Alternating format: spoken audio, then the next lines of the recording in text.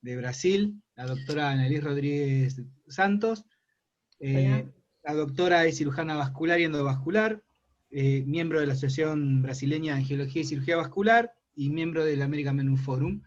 Y bueno, tenemos el honor que nos va a dar una charla, manejo de la flebología y estética, manejo de la expectativa del paciente.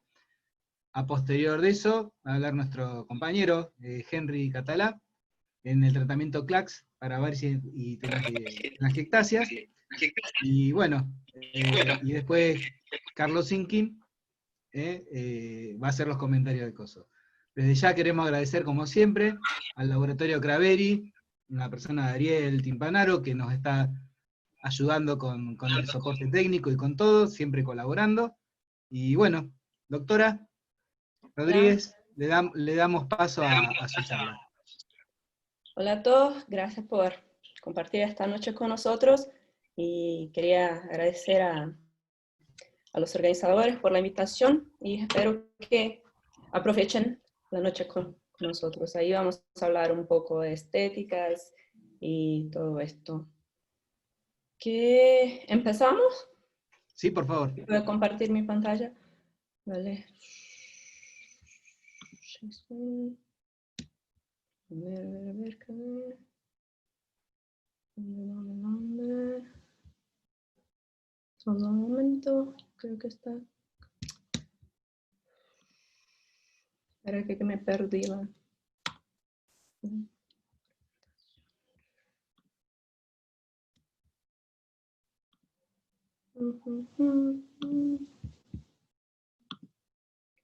Lento.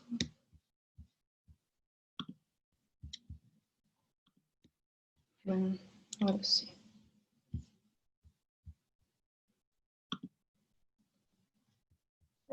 ¿Qué tal? Show screen. Acá. Ahí vamos.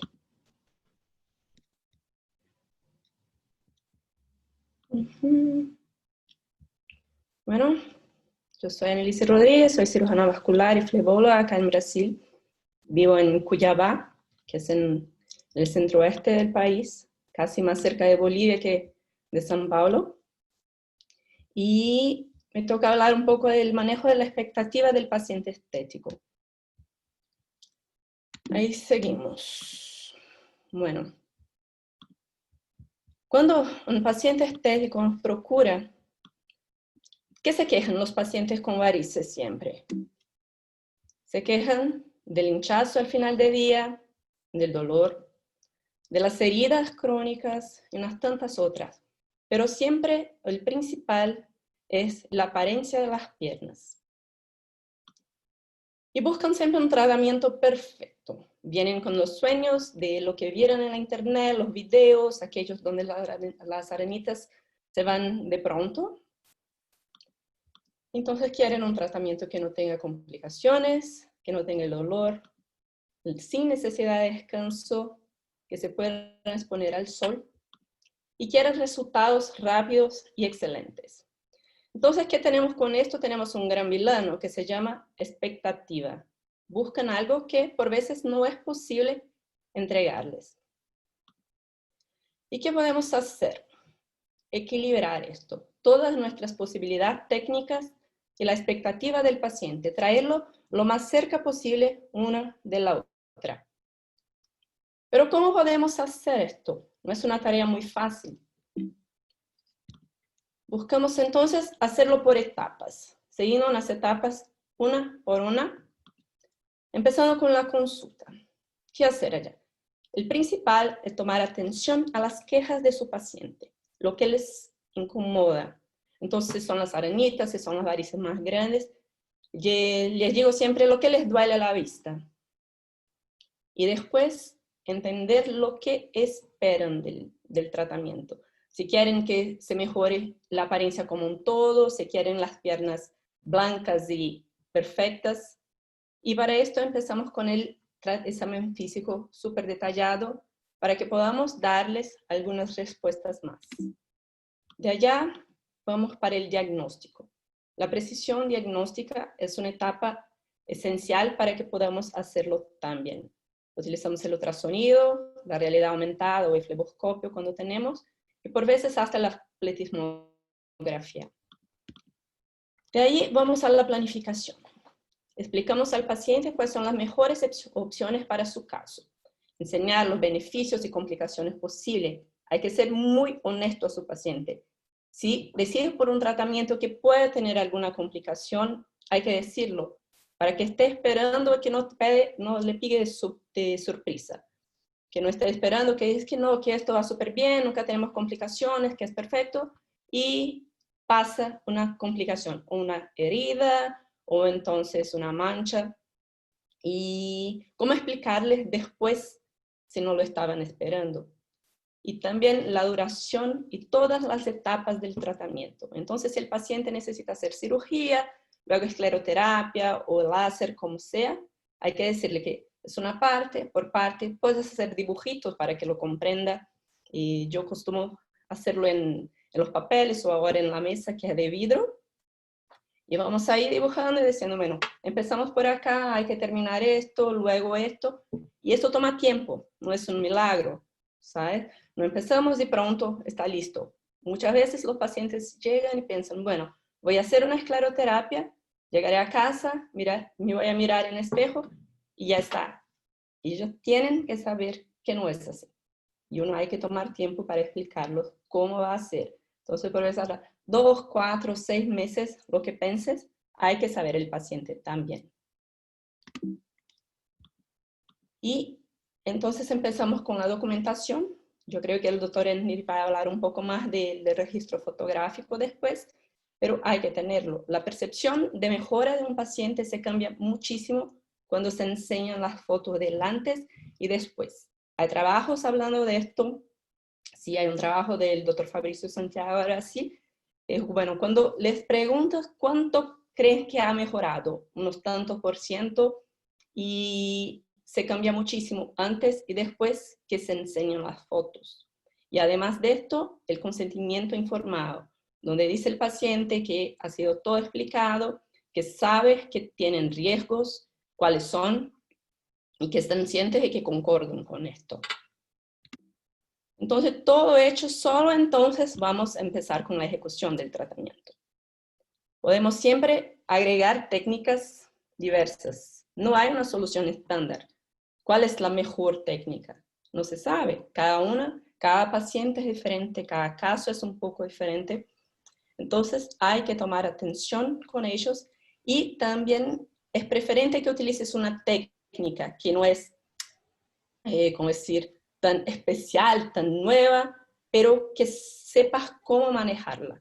Lo mejor que puedes hacer es lo que sabes hacer.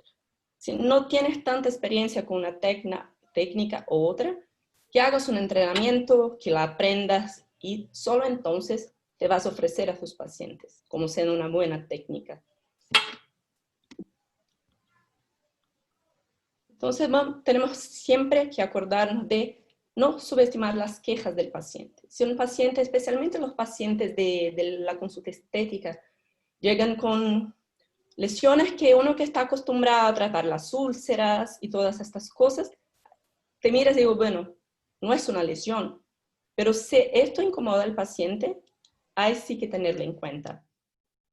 Y no podemos subestimar también la patología ni las técnicas, porque por veces parece muy fácil a la primera vista, y cuando empiezas a tratarlo, bueno, no pasa que por veces no es tan simple y que no se resuelve tan fácilmente cuanto pensábamos. Asegúrate siempre que la expectativa de su paciente corresponde a lo que puedes realizar. Explícalo, porque si tiene una expectativa muy alta y al final te entregas un resultado que a ti te parece bueno, pero al paciente no, esto no va a quedar bien. El mejor es siempre que la expectativa del paciente sea más baja que su capacidad de resolución. Entonces, si crees que te vas a tener un resultado como una mejora de unos 80%, que le diga que crees que va a tener un 60 hasta un 70%.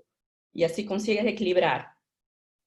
Y tener en cuenta también que la responsabilidad de los tratamientos que ofrecemos y realizamos es nuestra y de nadie más.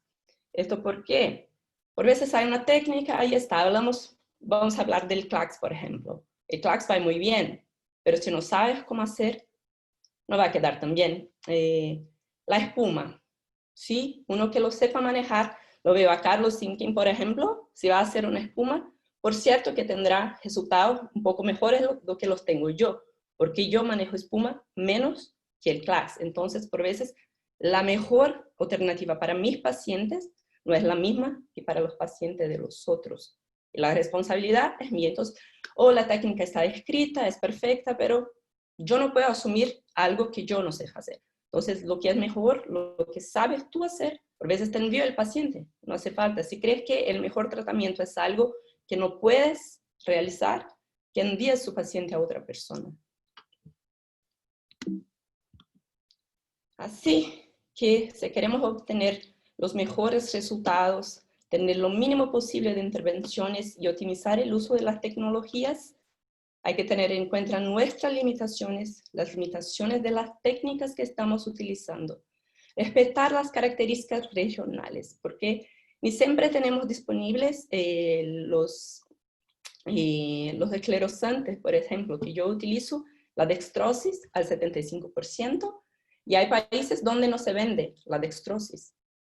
Y tenés que utilizar otros tipos. Y hay lugares donde no tenemos acceso al ultrasonido tanto. Es difícil, pero pasa. Entonces hay que respetar todo esto e individualizar los tratamientos para cada paciente.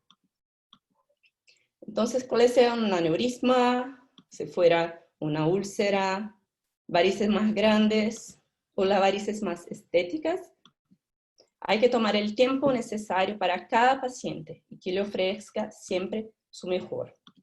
Y yo costumo decir que el éxito de un tratamiento comienza cuando el paciente comprende las razones de cada decisión médica. Entonces, si tienes una buena relación con tu paciente, lo explicas todo, el resultado tiende a ser un poco siempre mejor. Y para esto es algo rápido de pasaje, pero espero que haga un poco de diferencia a todos. Muchas gracias por la oportunidad.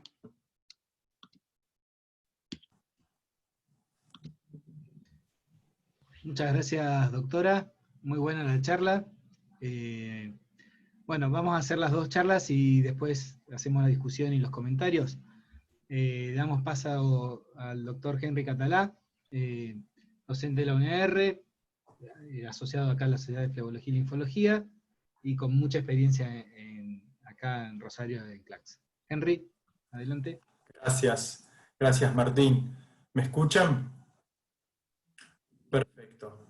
Bueno, buenas noches a todos. Es un honor para mí estar acá presentando, teniendo esta oportunidad. En primer lugar, agradecerle al doctor José Felibert por la oportunidad y por la convocatoria, y muy especialmente a la doctora Annelise Rodríguez y al doctor Carlos Sinkin por aceptar esta invitación a la reunión científica.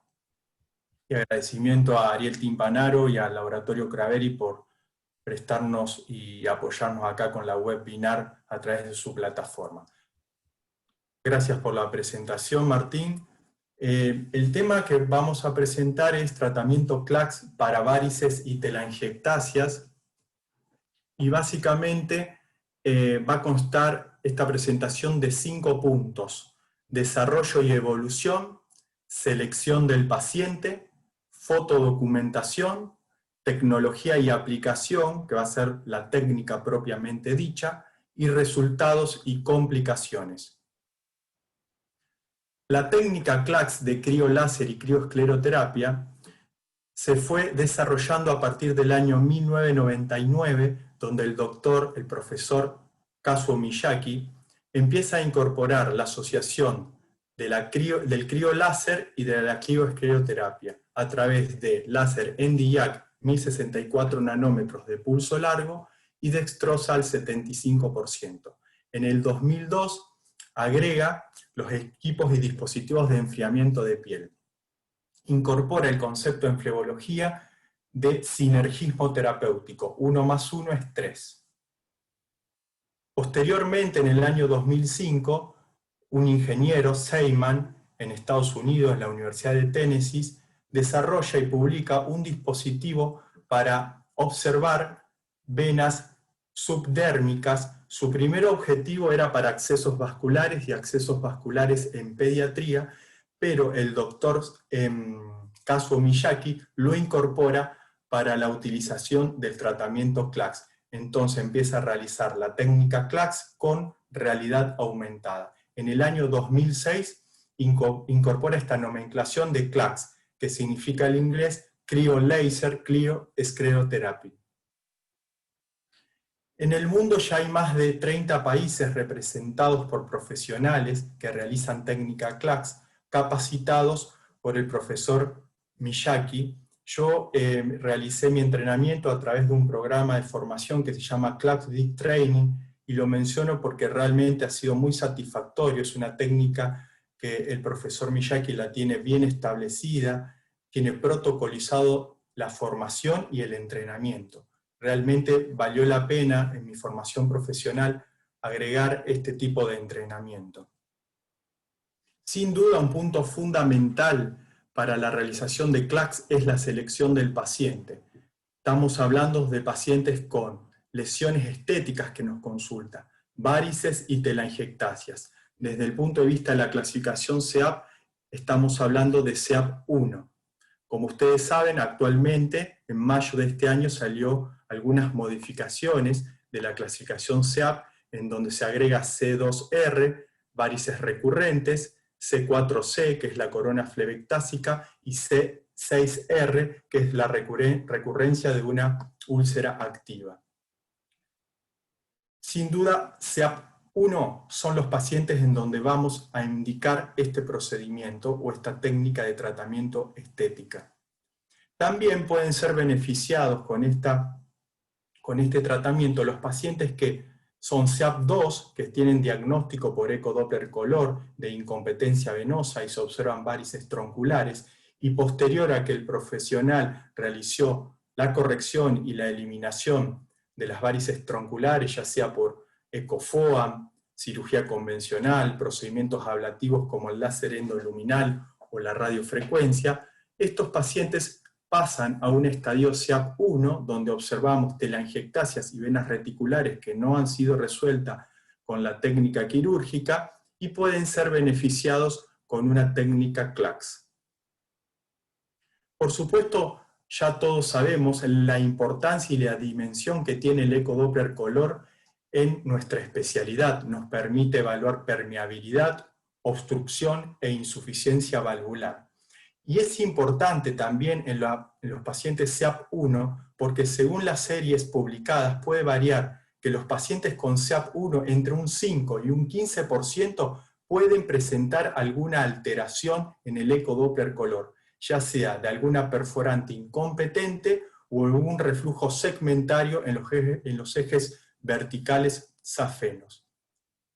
La realidad aumentada es una tecnología también que se utiliza en la técnica CLACS, porque permite en un primera instancia evaluar al paciente que viene a la consulta posterior al ecodoppler. El ecodoppler le puede dar normal, pasamos a una segunda fase donde evaluamos el paciente estéticamente, y nos permite en el complejo de las telangiectasias y venas reticulares evaluar la presencia de venas eferentes y aferentes a la lesión. También nos permite observar las varices nutricias y posteriormente, durante el procedimiento o tratamiento propiamente dicho, guiar el crioláser y la crioscleroterapia.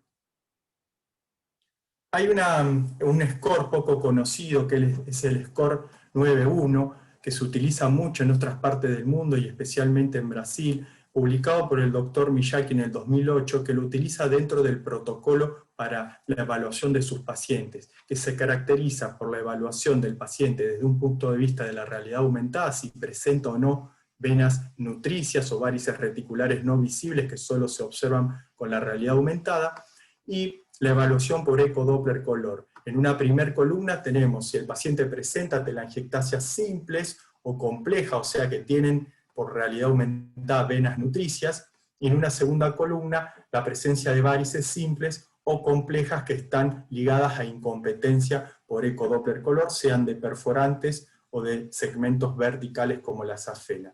Los pacientes que tienen indicación de CLACS son los pacientes que están en el score 9-1, del 2, 3, 4, 5 y 6, al 1 no lo nombro porque sería el paciente ideal sin lesiones estéticas, y los pacientes 7, 8 y 9 tendrían una indicación primero de corrección de su incompetencia venosa y sus varices tronculares. La fotodocumentación, sin lugar a duda, tiene un rol fundamental en la técnica CLACS.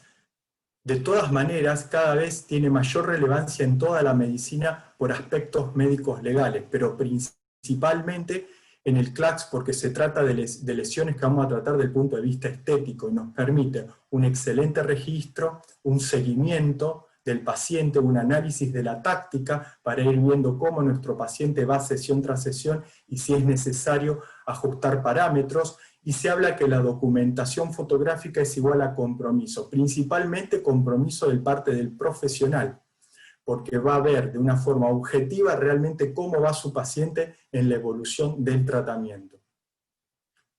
Entrando a tecnología y aplicación, es necesario varias tecnologías para poder realizar CLACS, principalmente una plataforma láser con un cabezal Nd:YAG 1064 de pulso largo, y ahora veremos de qué se tratan esas especificaciones, un equipo de enfriador por aire, una realidad aumentada, un ecodoppler color, preferentemente con un transductor de 4 a 15 MHz, una cámara fotográfica de calidad, si es posible con una conexión de Bluetooth o Wi-Fi para los dispositivos móviles y el ordenador, para ir evaluando en tiempo real al paciente y su estadio anterior, gafas de filtro láser y lupas de 2,5 para también hacer telangiectasias muy finas con el agente esclerosante. Entrando a la parte de crioláser, la parte de crioláser tiene dos secuencias, una que se utiliza la realidad aumentada, que va guiando el disparo de láser, siempre apoyado con el enfriador de piel, que permite dar seguridad para no lesionar los tegumentos cutáneos, y da analgesia. Ahí se realiza unos primeros disparos sobre la vena reticular siguiendo con realidad aumentada, y posteriormente también se puede hacer bajo visión directa pulsos de láser sobre la lesión de telangiectasia específica.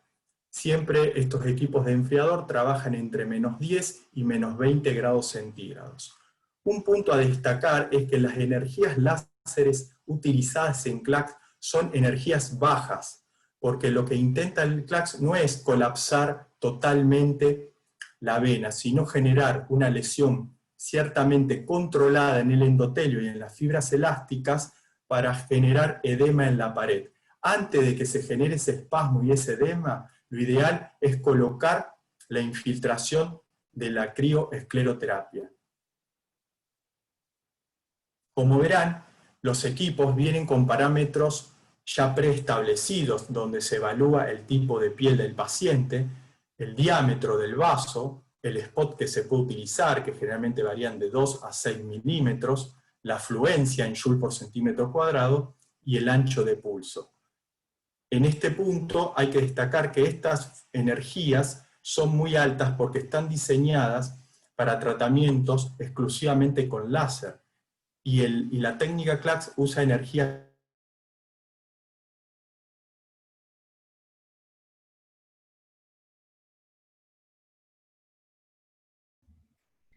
Henry, se cortó el audio. ¿Ahí me escuchan? Ahora sí. Perfecto.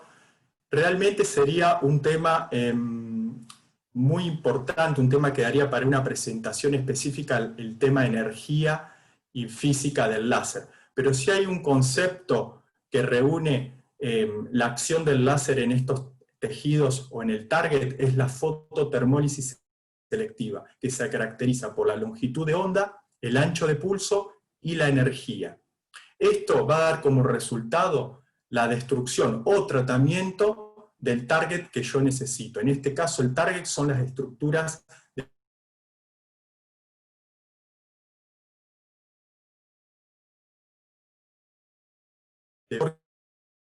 ¿Qué? Por dos características principales. Primero, el 1064 nanómetros tiene afinidad por la hemoglobina.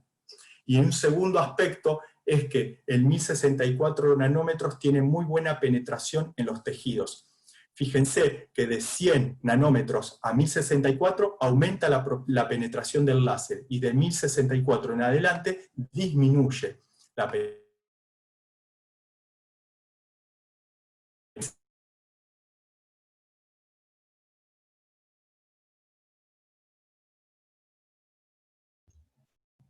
Ahí se volvió a cortar, Henry.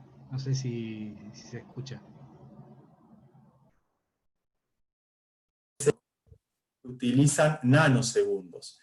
En este caso, el ancho de pulso también tiene una incidencia en la profundidad desde el punto de vista biológico. Si entregamos la energía en un ancho de pulso más ancho, tendremos mayor penetración que si entregamos la energía en un ancho de pulso más corto, porque la energía se va a derramar en más tiempo.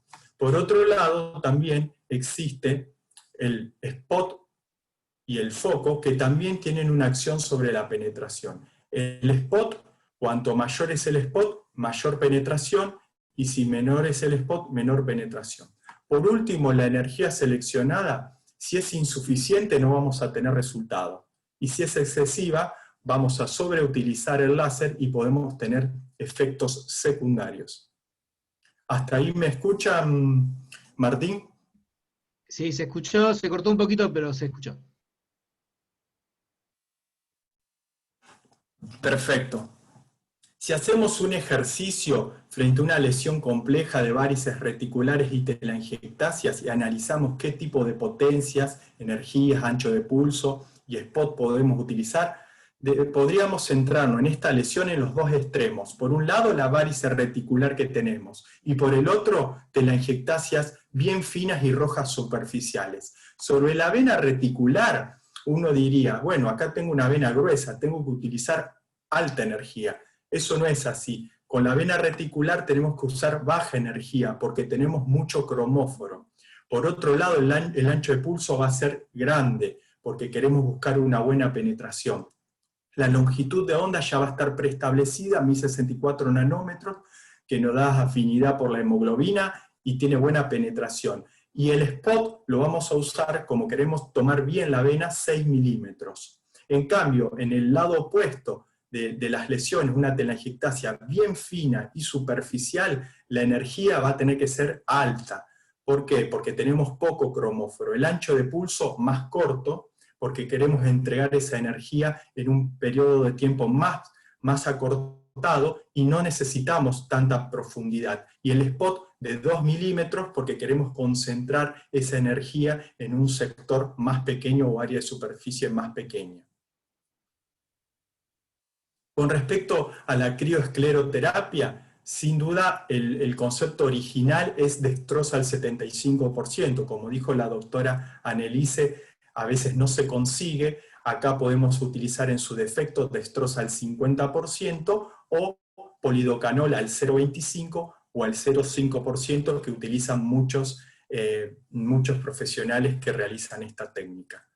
La técnica escleroterapia se realiza inmediatamente en el sector donde se trabajó con el crioláser, se aplica la crioescleroterapia, ya sea guiada con realidad aumentada o en forma por visión directa. Es importante saber que en la técnica CLACS se realizan grandes sesiones, entre 200 o 1500 pulsos de láser sin limitación de estos pulsos. Las inyecciones de destroza al 75% o al 50% tampoco tenemos limitación de volumen. Los intervalos de sesión se pueden indicar cada un mes y las cantidades de sesiones pueden ir de 2 hasta 5 sesiones dependiendo del grado de severidad de lesiones estéticas que tenga el paciente. Resultados. Esta parte me dediqué mucho y se centra todo en imagen. Colegas, amigos me decían, si hablamos de SEAP1 hay que mostrar resultados, porque es lo que menos se ve. Entonces, cuando uno hace la fotodocumentación inicial del paciente, se puede realizar una fotografía que van entre 20 y 40 fotografías, y posteriormente se eligen las de mejor incidencia o que mejor representan las lesiones antiestéticas del paciente. Y posteriormente, sesión tras sesión, se va haciendo la fotodocumentación con el seguimiento fotográfico para ir viendo la evolución. Finalizado la sesión, en este caso se hicieron 4 sesiones, se hace un descanso de 1 o 2 meses para citar al paciente y tomar la fotografía final. En este caso se hizo un paciente de 4 sesiones y se fueron obteniendo posteriormente los resultados comparativos. Pueden utilizarse la realidad aumentada antes y después, sin realidad aumentada antes y después de las sesiones. Fíjense la característica de esta resolución de varices reticulares y telangiectasias, que se observa una excelente evolución sin pigmentación. Y también tenemos venas reticulares que, fíjense, con el tratamiento CLACS no nos han dejado pigmentación. Otro caso es de un paciente que se realizaron 3 sesiones de CLACS y se hace una asociación de una fotografía posterior al tratamiento y se hace una comparativa o collage. Fíjense, acá hay una característica importante. Paciente, tenemos, tratando de ser lo más objetivo posible, una mejoría de un 70% con 3 sesiones. Muy buena resolución en las varices reticulares y en las telangiectasias, azules y violetas, un poco más de presencia acá de telangiectasias rojas, que son siempre las más resistentes al tratamiento. Este paciente sería ideal, cuestión que tiene mucha experiencia la doctora Annelise, porque le he visto publicaciones con el uso de la AFT o Advanced Fluorotechnology, tecnología DAI, que es una luz pulsada que se puede utilizar para trabajar sobre estas telangiectasias muy finas.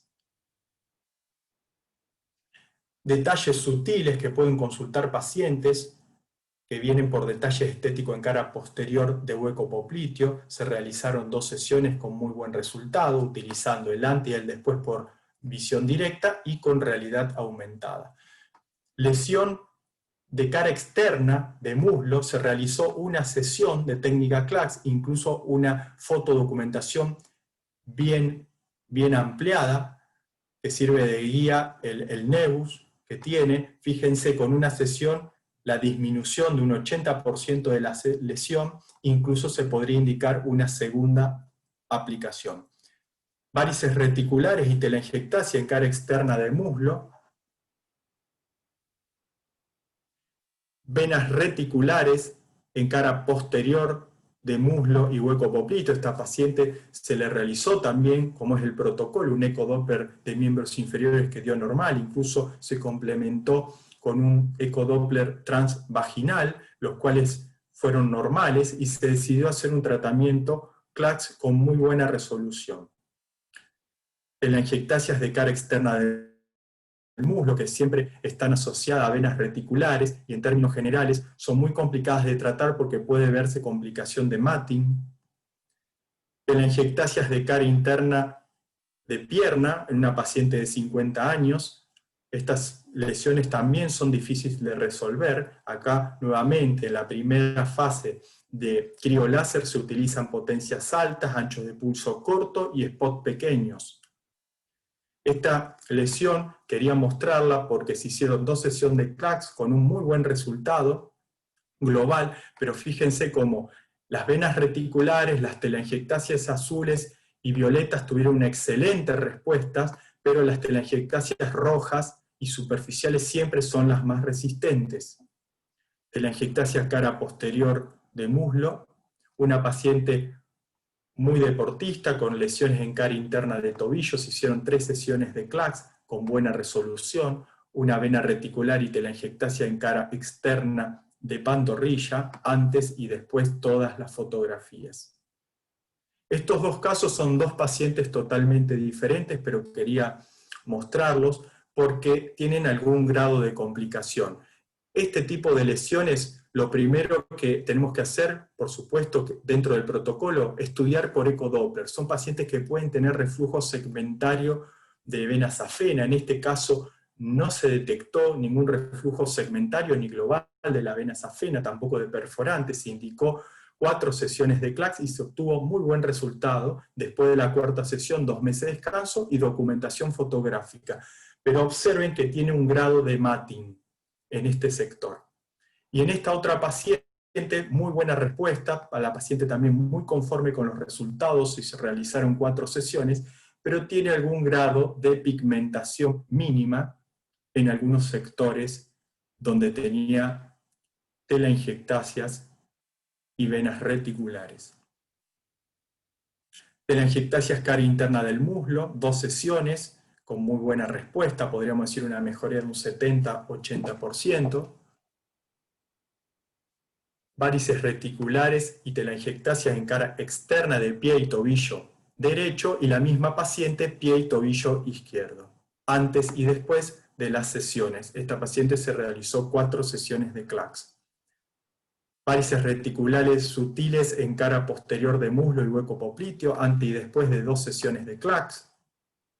Y esta paciente se tomó una imagen global en donde tenía importantes venas reticulares, telangiectasias, se realizaron 4 sesiones, descanso de 2 meses y fotodocumentación, con y sin realidad aumentada, el antes y después, con un muy buen resultado global.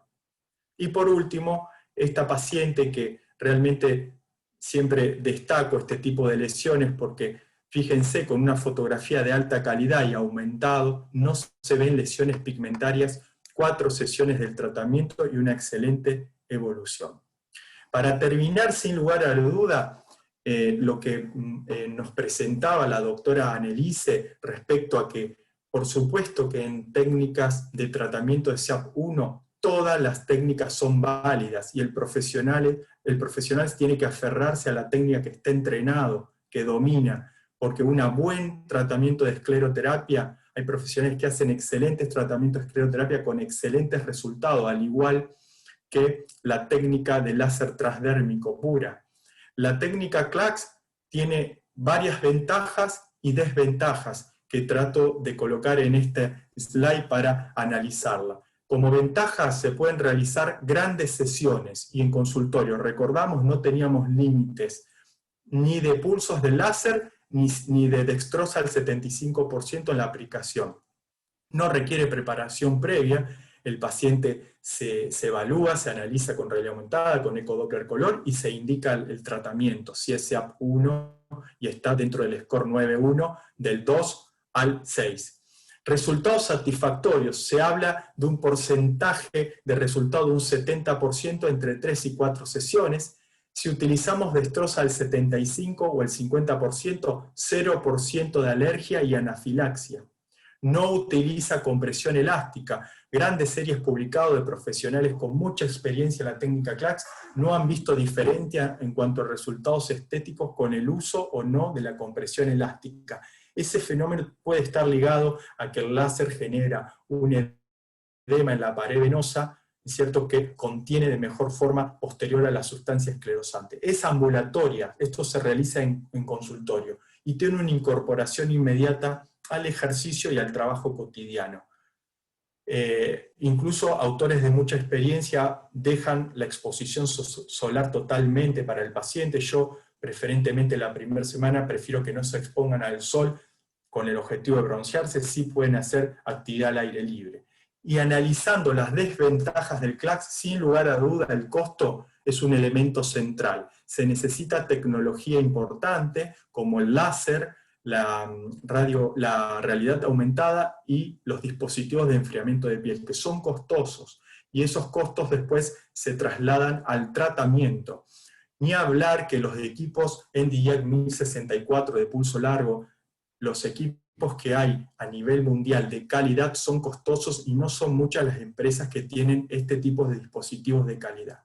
Por otro lado, como complicaciones, sigue existiendo la hiperpigmentación y el matting, que en series publicadas, el doctor Singing, en el libro de láser está, hablan de menos del 1% en series publicadas de más de 3.000 pacientes, y el doctor Kazuo Miyake también tiene un porcentaje de hiperpigmentación y de matting del 1%.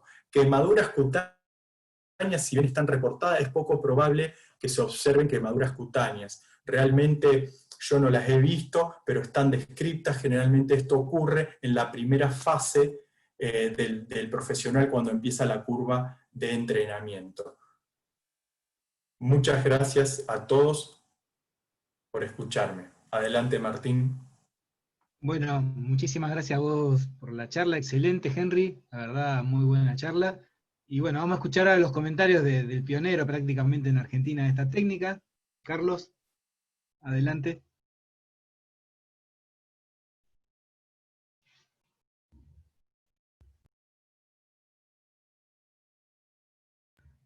Tenés silenciado el micrófono, Carlos, a ver si te lo puedo poner. Pará.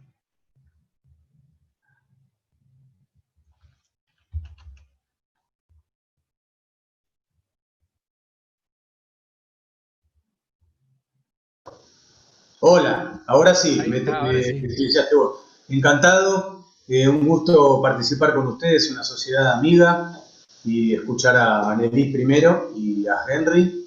Primero voy a opinar un poquito de lo que dijo Annelies, es fundamental lo que expusiste. Creo que cuando uno recibe un paciente es como que le saca una radiografía en la primera consulta, que se fija un montón de cosas, dentro de las cuales vos vertiste un montón de cosas también. Y sobre todo saber tratar con la expectativa del paciente, lo que espera cuando llega al consultorio. Generalmente vienen pidiendo tratamientos nuevos, quedar todas las piernas divinas, quedar sin manchas, tratar de usar en menor cantidad de tiempo el vendaje elástico, o en su defecto buscar una técnica, como dijo Henry, que no se use elastocompresión. Fundamental el consentimiento informado, fundamental que el paciente entienda lo que le vamos a hacer, cómo y cuándo se lo vamos a hacer y los resultados, porque las expectativas del paciente están muy arriba y nosotros por ahí no llegamos y entonces el tratamiento no coincide con las expectativas que el paciente traía y esos pacientes siempre van a estar desconformes, siempre, nunca van a estar conformes con lo que le hagamos. Y después otra cosa fundamental que he aprendido de mis maestros es que si el paciente no entiende lo que le vamos a hacer, no comprende lo que es un tratamiento escleroterápico, es un paciente pusilánime, no entiende nada. Hay que mandarlo al psicólogo o derivárselo a un amigo que le explique qué es lo que le vamos a hacer. Y después paso a la segunda exposición, a la de Henry. Me encantó tu presentación, muy clara, muy concisa, muy didáctica, buenas fotos, buena fotodocumentación, como dice el doctor Fabricio Santiago. Es sumamente importante recibir al paciente en un ámbito cálido, en un lugar ameno, explicarle y tomarse todo el tiempo necesario para que el paciente se sienta contenido con su patología. Por más de que el paciente venga consultando por telangiectasias o por más de que tenga una úlcera o reflujos tronculares, hay que contener al paciente con su patología. Y volviendo puntualmente a la técnica CLACS, son pacientes que vienen por algo estético y generalmente ya consultaron varias veces a varios colegas o muchas veces ya vienen pidiendo láser como esperando el resultado mágico de la técnica. Y la verdad que la técnica no es mágica, sino que es una técnica más dentro del arsenal terapéutico que nosotros tenemos. Entonces también hay que explicarle al paciente qué es lo que le vamos a hacer, cómo se lo vamos a hacer y cada cuánto se lo vamos a hacer. Y mostrarle los resultados de antes y después de otros pacientes y explicarle que es un proceso evolutivo de una técnica que combina dos herramientas, que es el láser transdérmico con la escleroterapia sumada con un device de enfriamiento cutáneo. Creo que las complicaciones, como vos dijiste, Henry, muy bien, ocurren durante la curva de aprendizaje, cuando uno se va familiarizando, ya sea con el manejo del láser, con el manejo de la escleroterapia y con el manejo del frío. Hemos tenido algunas lesiones por frío, de poner mucho frío, hemos hecho quemaduras muy superficiales. Creo que si sumamos la tasa de complicaciones inmediatas y a largo plazo, nunca creo que deben superar el 6-7% del total de los casos tratados. Las quemaduras no llegan al 0,25%. La hiperpigmentación al 0,7-0,8%. Creo que se dispara muchísimo cuando hablamos de equimosis. Sí, por ahí llegan a un 6-5% de la equimosis, que creo que es hasta un efecto adverso normal, podría decirse, igual que en el postoperatorio. No podemos en una cirugía también decir que hay equimosis como una complicación. Es parte del curso evolutivo normal de una cirugía y en este caso también, uno cuando punce una vena hay una equimosis. Después, obviamente, rescatar que tenemos 0% de trombosis, 0% de eventos tromboembólicos y de alergias. La luz láser tiene la ventaja de poder hacer un tratamiento en una mujer que está amamantando, en una mujer que tiene alergia, un esclerosante, tiene otra ventaja de hacerlo en pacientes que están anticoagulados, y nosotros no usamos vendaje post-escleroterapia o post-láser, no lo usamos, sino hacemos una compresión excéntrica local que dura 40 a 50 minutos, y después la paciente, si quiere, puede irse a la playa, a tomar sol, a la pileta o hacer ejercicio físico. Así que eso es todo. Te agradezco la invitación, Martín, José, Henry y Annalise. Muchísimas gracias por todo, y eso ha sido mi opinión. Muchas gracias, Carlos. Y bueno, vamos a abrir un poco la discusión a la sala. Tenemos algunas preguntas en el chat.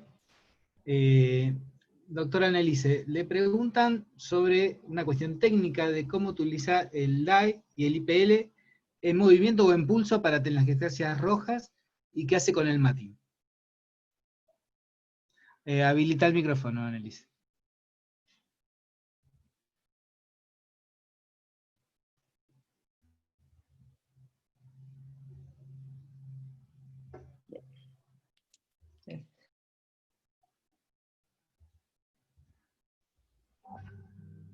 A ver ahora.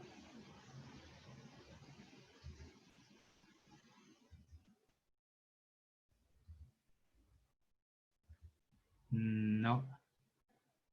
Ariel, fíjate a ver si podés destrabarle el... ¿Ahora? ¿Sí me Ahora sí. escuchan? Sí, me preguntaba cómo utilizo el DAI. Sí. Bueno, el DAI que utilizo de verdad que es la puntera IBL, que es de Alma Laser, de la plataforma Harmony, y es una luz pulsada de banda estrecha. Entonces toda la energía de esta puntera está entre el 500 y 600 nanómetros, que son los diría como 2 o 3 picos de absorción de la hemoglobina. Y va muy bien para las telangiectasias más rojas. La utilizo sin movimiento. Yo prefiero utilizarla en movimiento, que se va como acumulando energía, y así disminuye la chance de hacer una quemadura, por ejemplo.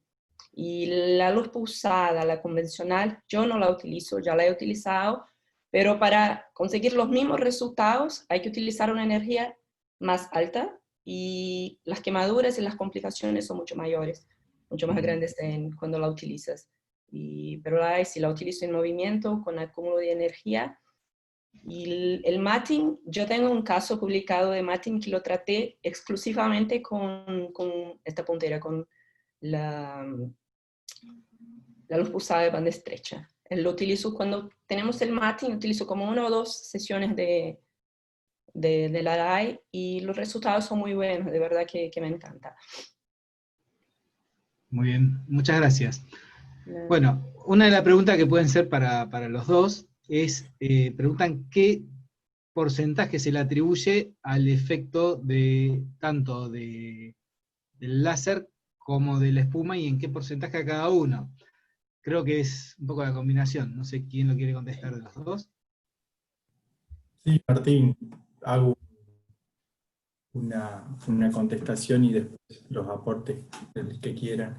Para mí no se puede hablar de porcentaje. Este es un tratamiento que hay que tomarlo desde el punto de vista del sinergismo. No hay que pensar desde el punto de vista como escleroterapeuta o como haciendo tratamiento de láser.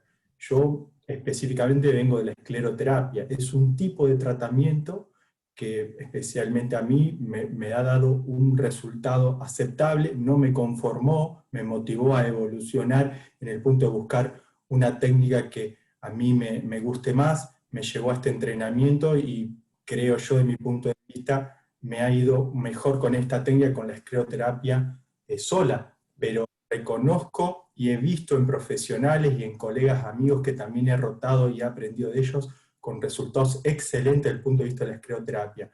No le atribuiría un porcentaje. Este es un tratamiento en donde se trabaja con las dos técnicas en forma sinérgica.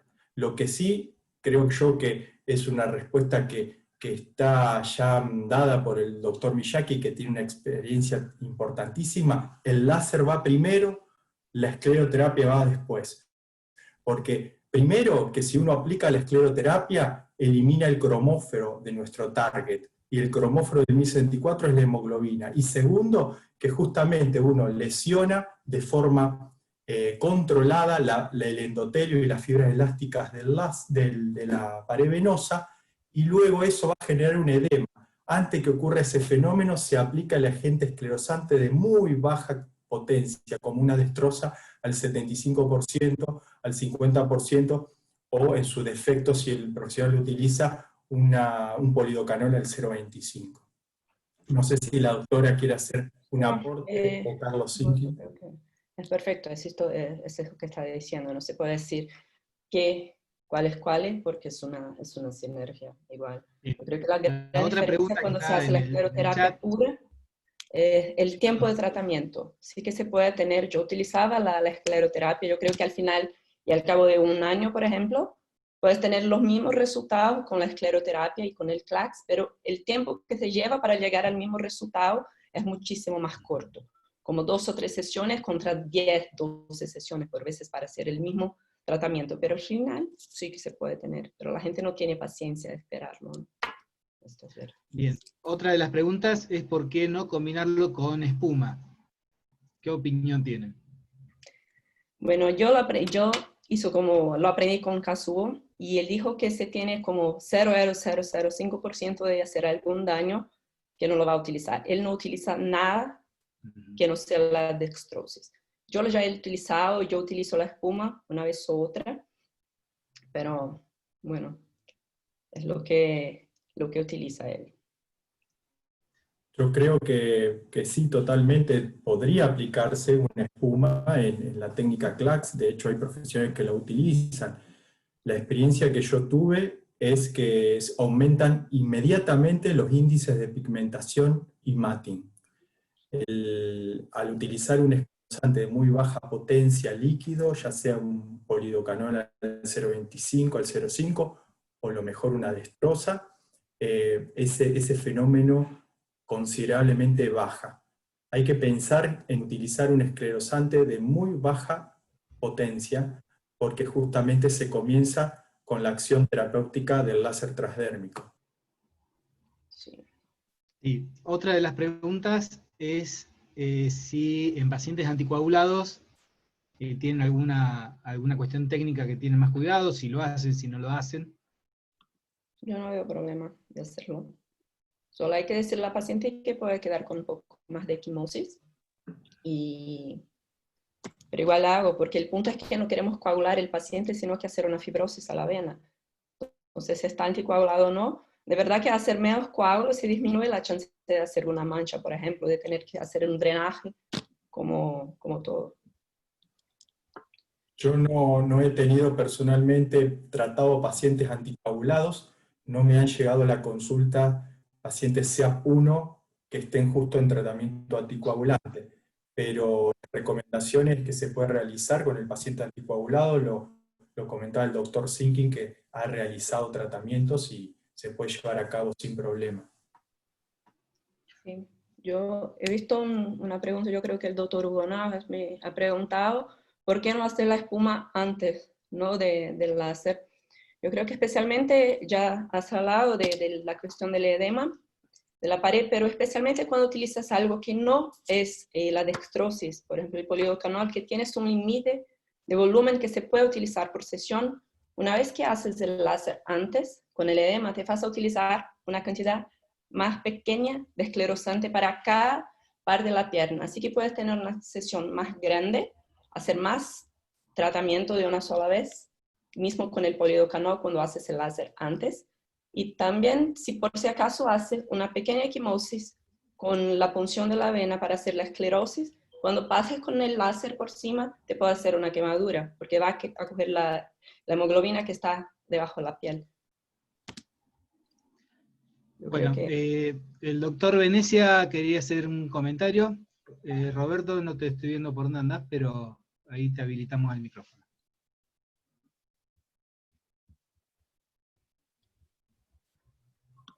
¿Lo encontraste, Ariel?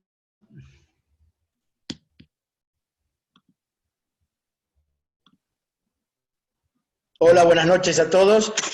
Bueno, los felicito, son dos charlas interesantísimas. Creo que cuando hablamos de fleboestética, sea la técnica que sea la que se utilice, desde la clásica escleroterapia, que utilizan el 90% de los flebólogos de todo el mundo, hasta estas técnicas mucho más sofisticadas y muy interesantes, por cierto, hay dos cosas fundamentales. Una lo dijo la doctora cuando comenzó, que es la expectativa del paciente. Y eso es fundamental hablarlo al principio. Yo creo que ya en la primera consulta eso hay que hablarlo. ¿Cuál es la expectativa del paciente y qué resultados puedo lograr? Y por otro lado, una cosa fundamental, y esto me interesa mucho para la gente joven que tal vez esté comenzando a realizar escleroterapia, no hay escuelas de escleroterapia. La escleroterapia es un arte, es una técnica que se va aprendiendo al lado de otra persona. No hay que ponerse a hacer escleroterapia o comenzar a hacer escleroterapia de telangiectasias y de venas reticulares solo, o leyendo un libro o tomando un curso online. La escleroterapia se aprende al lado de otra persona que sepa hacerlo. Y la otra cosa imprescindible, que también lo dijeron los dos oradores, es el registro fotográfico. La documentación fotográfica en esta época es el documento más importante que podemos tener para nosotros, para mostrarles al paciente y para mostrarles alguna vez a algún juez que quiera tener la delicadeza de pedirlo. Así que me parece que son aportes muy, muy simples, pero muy importantes a la hora de los que deben tener en cuenta los que comienzan a hacer escleroterapia. Los felicito a todos y felicito a la Sociedad de Flebología de Rosario. Bueno, gracias. El doctor Parrota hacía una pregunta sobre los pacientes con terapia de reemplazo hormonal o con aumento en estrógenos y hormonas, si tienen alguna conducta en especial. De verdad que si el paciente no tuvo ninguna complicación de trombosis y tal, yo creo que nada diferente de lo que hacemos normalmente cuando hacemos una escleroterapia convencional. De verdad que hay que atentarse siempre con el riesgo de hacer una trombosis. Es un poco más grande, pero igual estamos en la parte superficial, no vamos a hacer un tratamiento más profundo y tanto. Hay que cuidarse como si fueran tratamientos que estamos habituados a hacer, la escleroterapia, sea con dextrosis o con polidocanol o con que nada muy diferente de esto. Sí, y el otro que consultan... Perdón. Sí, perdón. No hay problema. Quería hacer un aporte que como estamos trabajando con lesiones muy superficiales, antiestéticas, no estamos hablando de varices tronculares o del tratamiento de reflujo, ni no tendríamos incidencia con respecto a la trombosis, ¿no? Sí, Parrota, ¿vos querías hacer un comentario? Ahí te habilitamos, a ver. Sí, ¿qué tal? En realidad la pregunta no apuntaba justamente al hecho de trombosis.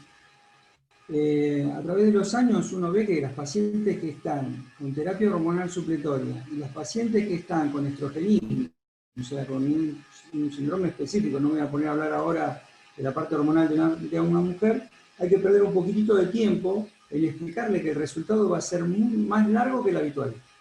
Esa es mi experiencia. Y la segunda cosa que les digo, por eso hice esta pregunta, y para todos, sobre todo para los jóvenes, que tiene cierto que tiene más chances de MATI que las pacientes avispales. Perdón que empecé por toda esta aclaración y no por saludar. Gracias por permitirme estar y los felicito. Y otra cosita muy chiquitita para los jóvenes. El mejor consentimiento informado que conozco es hablar y perder bastante tiempo con el paciente, y no es tan importante la firma en un papel. Todos los casos de litigios siempre fueron porque se mal comunicó el médico con la persona que va a tratar. Es una modesta opinión. Muchas gracias por el comentario. Esto de los hormonos, Martín, yo creo que las únicas pacientes que yo les digo que esperan un poco más son las que recién tuvieron hijos, las que estén todavía con la parte de alechamiento materno y tal, porque tienen una chance más grande de quedarle manchadas, sea por el láser o por la escleroterapia. y también tienen expectativas muy altas en principios, entonces que se quede con la cabeza mejor, con las hormonas más bajas, y ahí empezamos el tratamiento. Griselda, ¿querías hacer un comentario? No sé, estoy escuchando las tocaste mal. No, No hay pero problema. tengo un comentario.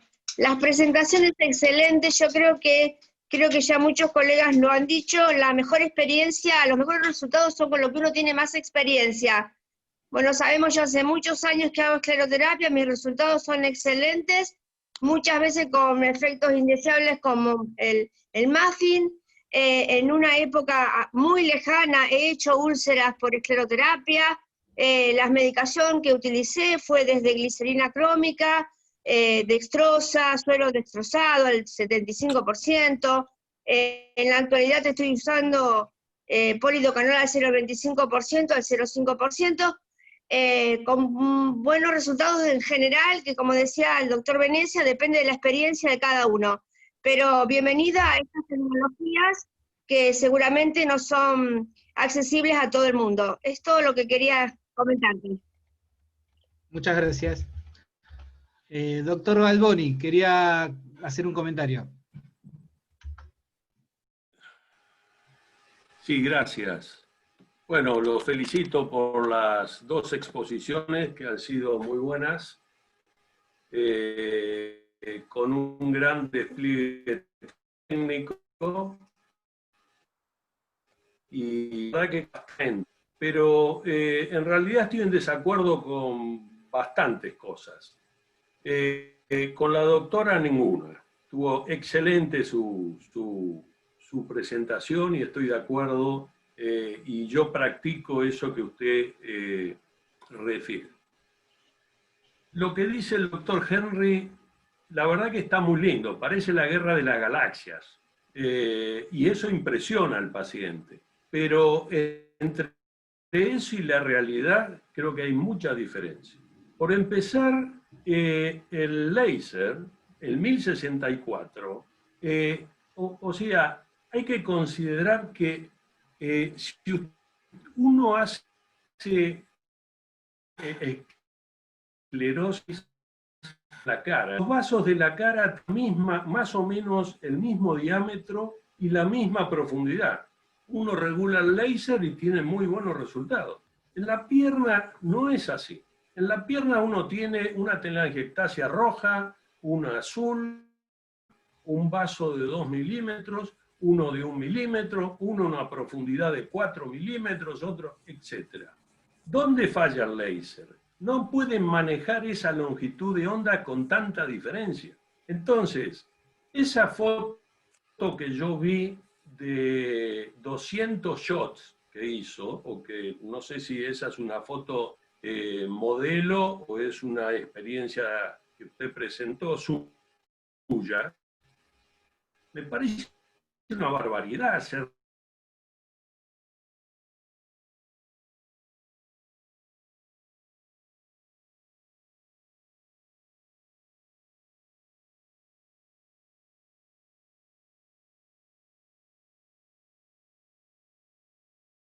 son venas sanas, venas enfermas, en fin, se ve de todo, nervios. Entonces, no todo es tratable en ese aspecto. Entonces, si uno ve que puede hacer realmente escleroterapia con 2 o 3, o sea, uno lo hace por área, y puede hacer escleroterapia con 1, 2 o 3 varices reticulares, no necesita más que 3 shots, 4 shots, no necesita 200, porque eso me dice que lo que inyecta o aplica es la telangiectasia, y no hay que ir a la telangiectasia de entrada, porque esa cantidad de shots lo que produce es una gran inflamación. Cuando se produce la inflamación, empieza a haber factores, o sea, los macrófagos perivasculares liberan heparina. La heparina es vasodilatadora. Y ese estímulo que se generó por esa, digamos, esa agresión, libera factores de crecimiento epitelial, fibroblástico, de necrosis tumoral. Entonces, la neoangiogénesis en ese tipo de tratamiento sería frecuente. Yo escuché que no. La verdad que me genera dudas, con todo respeto digo, ¿no?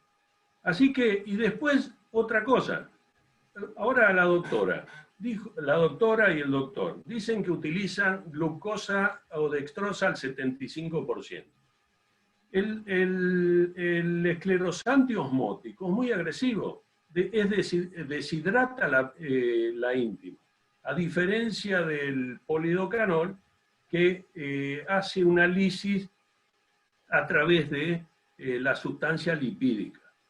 Entonces, actúa en un punto, pero tiene varios inconvenientes los osmóticos. Primero son dolorosos, muy dolorosos. Después actúan a los 3 minutos.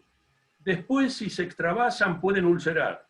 En fin, tiene una serie de cosas que realmente, que si a su vez lo usan en combinación, no es tan favorable.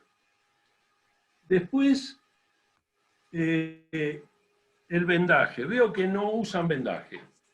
Cuando uno hace una escleroterapia, porque considero que han hecho escleroterapia, y yo voy a la pregunta que hizo el doctor Kraft, ¿qué porcentaje uno le da a la escleroterapia y al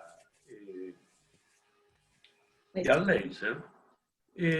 Yo creo, a pesar de que el doctor Henry dijo que hay un sinergismo, que hay una sumatoria, etc., yo creo que aquí hay un 80% de escleroterapia y un 20% de láser. Con todo respeto lo digo, ¿no? Porque he visto casos, he visto respuestas, he escuchado colegas y he leído la bibliografía. Que eso es lo que uno más le demuestra cómo son los distintos tratamientos.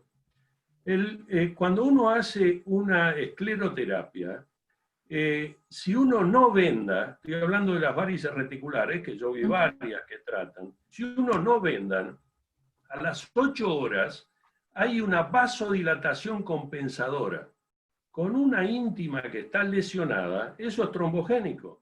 Entonces va a generar una trombosis dentro de la vena reticular, que es posible que haga una pigmentación posterior, que es posible que duela, en fin, una serie de cosas que ya sabemos y está discutido que el vendaje ayuda en forma importante. Y después la espuma, yo creo que no. Yo creo que ya tenemos claro que se debe utilizar la espuma solamente cuando hay hiperflujo. ¿Qué es lo que me queda de esto? Que ustedes ven el problema desde el punto de vista anatómico y no desde el punto de vista hemodinámico. Si nosotros lo vemos desde el punto de vista hemodinámico, vamos a hacer muy pocos shots, vamos a buscar cuál es el punto de fuga, y yo creo que en ese aspecto creo que se va a obtener un muy buen resultado. Igualmente, yo vi muchas diferencias, y voy a terminar ya, vi muchas diferencias en lo que pasaba con el láser hace 5 años y lo que pasa ahora, que ha cambiado muchísimo, eso lo debo decir. Pero realmente, digamos, el acento que ustedes ponen tanto en esta, digamos, sinergismo y una cosa así, yo realmente creo que si el láser tuviera, está bien, el sinergismo lo acepto, pero si tuviera tan buen resultado como están queriendo demostrar, la escleroterapia sería una cosa muy poco agregada. Bueno, me disculpo nuevamente por mis contras, por así decirlo, y los felicito nuevamente porque las presentaciones fueron excelentes. Gracias, doctor. ¿Algún comentario? Sí, quería hacer un comentario. Yo creo que el analiza, o sea, son dos tratamientos distintos y analiza desde su perspectiva que no tiene experiencia en el uso del láser transdérmico y en esta técnica que es totalmente nueva. Esto es CLACS, crioláser y crioscleroterapia.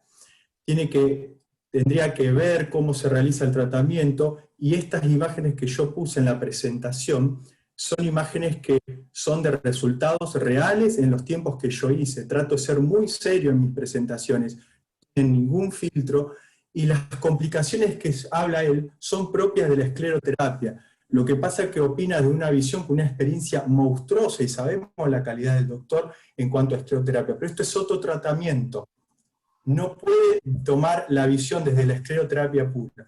Posiblemente sus palabras de que la guerra y que yo creo que se puede sentir a lo mejor un poco amenazado por su gran trayectoria en una técnica que quizás venga y la supere. Pero igualmente me parecieron muy válidos los comentarios porque aporta todos conceptos que ya conocemos y que están descritos desde un punto de vista de la escleroterapia. Bueno, pero gracias por su aporte y es un honor para nosotros, una personalidad de esa jerarquía y de su experiencia que haga un aporte de nivel para esta humilde reunión societaria. No sé si alguien de los colaboradores o comentaristas tiene alguna otra. Sí. Gracias, doctor, por todo doctor Daniel, porque hay unas tantas cosas. Por ejemplo, yo he aprendido escleroterapia con mi padre, he utilizado todo que se puede ver. He utilizado el polidocanol, la dextrosis puramente. Yo cuando empecé a utilizar el láser, como hace 10 años más o menos que lo utilizo, hice un posgrado en estéticas y lo utilizaba solo para las ectasias pequeñas, no lo utilizaba por las reticulares, porque creía que la energía había que ser muy alta. Lo que pasa con el CLACS es que utilizamos una energía baja, como 60, 70 joules, y los 200 shots que le dijo el doctor son como toda la cara lateral del músculo cuando tiene muchas telangiectasias, muchas reticulares, las utiliza los 200 shots, pero haces como uno shot a cada 3 o 5 milímetros. La esclerosante que utilizamos, entonces, como yo hago una sesión de 200 para toda la cara externa de la pierna, y utilizo como uno como máximo 2.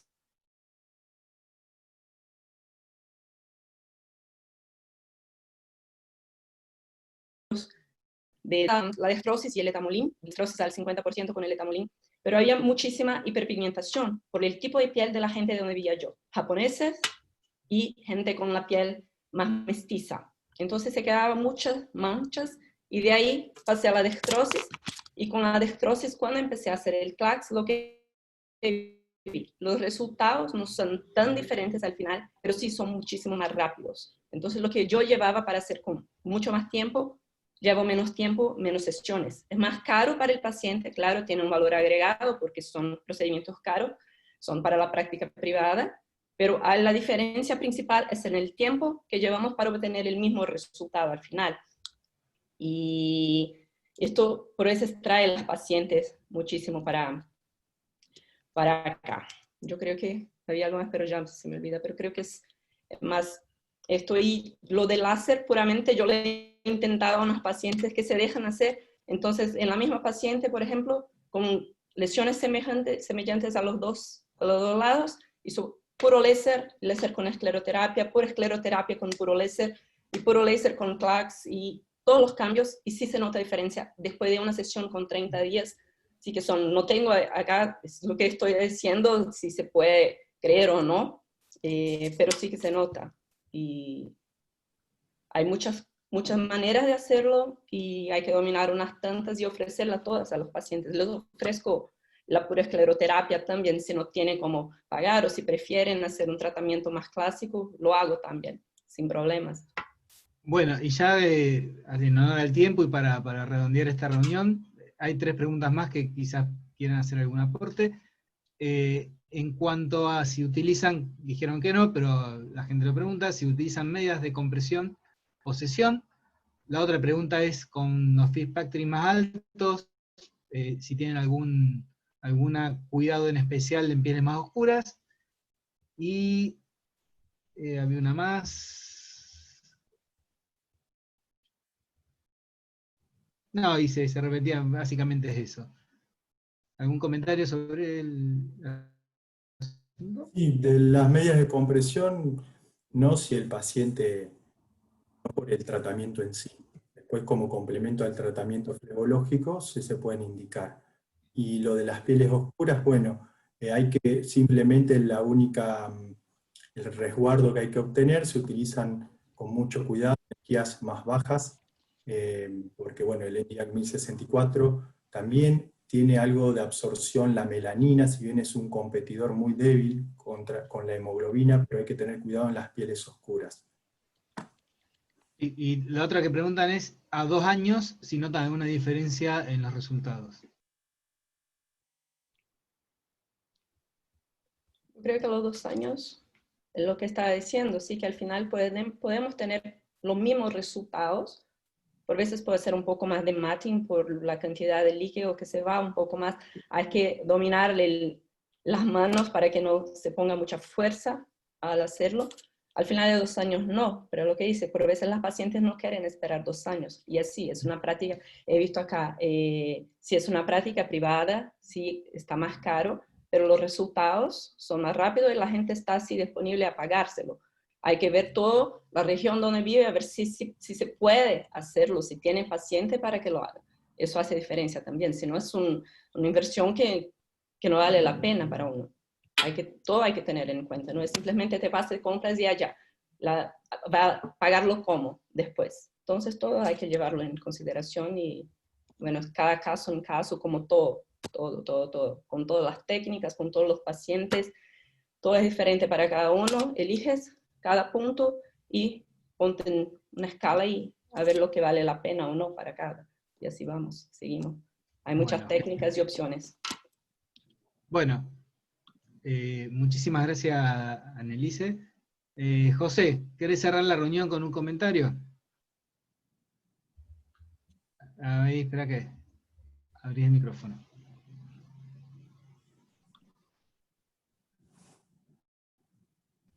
Ahí, a ver. ¿Ahora me escuchás? Ahí está, ahora se escucha. ¿Me escuchás bien? Sí, perfecto. Bueno, primero felicitar a la doctora Annelise porque maneja muy bien el idioma, se entendió perfectamente bien su exposición y nos ha hecho un resumen de cómo manejar la expectativa de los pacientes. Felicitar al doctor Henry Catalá por su presentación, que utiliza la sinergia de lo físico y lo químico para tratar los pacientes y acortar más que nada el tratamiento. También quiero comentar que también se puede hacer con radiofrecuencia. No sé si alguien del panel o si la doctora Annelise tiene alguna experiencia con radiofrecuencia y esclerosantes. Yo lo he utilizado la radiofrecuencia, pero a mis pacientes no les gusta porque el tipo de piel son todos pacientes más oscuras, como un Fitzpatrick 4, 3, entonces te quedan como pequeñas manchas hipocrómicas por veces y a mí no me valió la pena. Lo intenté y luego le pasé a Diana. Bueno, perfecto. Y agradecer al doctor Carlos Zinchi por los comentarios, agradecer al laboratorio Craveri por apoyarnos en esta presentación y darles muy buenas noches a todos los presentes y agradecer a todos los participantes y sobre todo a la gente que ha tenido la inquietud para preguntar y comentar. Muchas gracias y buenas noches. Bueno, buenas noches para todos. Esperemos poder vernos presencialmente antes de fin de año. Ya a esta altura pedimos algo, no sé, cualquier cosa, pero en fin, ojalá nos podamos juntar, aunque sea despedirlo este año en particular. Bueno, buenas noches para todos y muchas gracias a todos. Muchas gracias. Gracias a todos.